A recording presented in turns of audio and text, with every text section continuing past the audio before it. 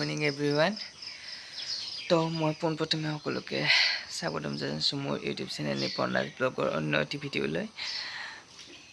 Guys, বহুত দিন মই ভিডিঅ' দিয়া নাই। আজি মই বহুত দিনৰ মূৰত ব্লগ বনাবলৈ লৈছোঁ। মই এইকেইদিন অসুস্থ হৈ আছিলোঁ। অসুস্থতাৰ বাবে মই ভিডিঅ' দিব পৰা নাছিলোঁ এইকেইদিন।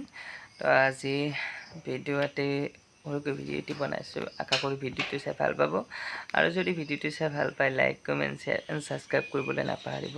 তেতিয়াহ'লে ব'লক ভিডিঅ'টো আৰম্ভ কৰোঁ। মায়ে গুৱাহাটীলৈ গৈ মোক ঘৰত লৈ আহিছে। তো এতিয়া মই ঘৰতে আছোঁ কেইদিন। আজি